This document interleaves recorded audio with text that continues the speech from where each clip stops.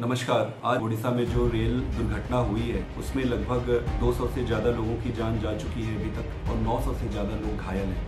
इस दुख की घड़ी में मैं सभी संतप्त और दुखी परिवार के प्रति अपनी संवेदना व्यक्त करता हूँ। मन में कई बार प्रश्न आया कि आज दुख की घड़ी में इस मुद्दे को उठाऊं या ना उठाऊं। इतना महत्वपूर्ण मुद्दा है कि आज इस मुद्दे को उठाना पड़ेगा। भारत सरकार के एजेंडे में सेफ्टी और सिक्योरिटी कहीं है ही नहीं। मैं रेलवे कमेटी का मेंबर हूँ। पिछली कमेटी के मीटिंग में मैंने ये मुद्दा उठाया था कि सरकार सबसे पहले सुरक्षा और सेफ्टी पर ध्यान दे। सरकार का पूरा ध्यान PR पर, दिखावे पर लगा हुआ है, सेफ्टी और सिक्योरिटी पे नहीं लगा हुआ है। मैं 3-4 पैरामीटर आपके सामने रखना चाहता हूं जो सेफ्टी और सुरक्षा से जुड़ा हुआ है। सबसे इंपॉर्टेंट चीज होता है anti collision devices. Anti collision devices बहुत जरूरी होती है दो ट्रेनों को कोलिजन से रोकने के लिए। हमारे देश में लगभग 65,000 किलोमीटर का रेल नेटवर्क है। उसमें इन्होंने सिर्फ 1400 किलोमीटर पे ये डिवाइस से इक्विप किया है, जो कि 2% से भी कम। अगर 9 साल में मोदी जी की सरकार ने सिर्फ 2% ही कवर किया है, तो इसका मतलब इसको पूरा कंप्लीट करने में उनको 400 से भी ज्यादा साल लगते हैं।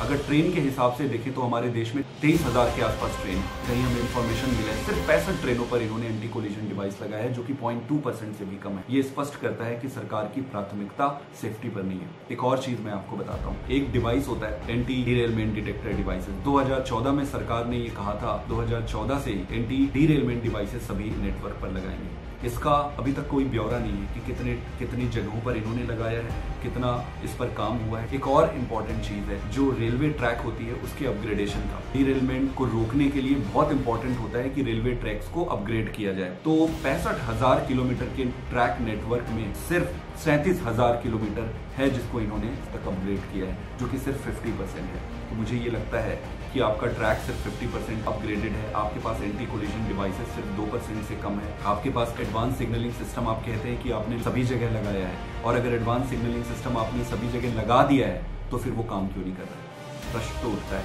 प्रश्न पूछना बनता है। इस दुख की घड़ी में मैं प्रश्न नहीं उठाना चाहता था, लेकिन मुझे लग रहा है ये इतना जरूरी प्रश्न है, सरकार से पूछना पड़ेगा।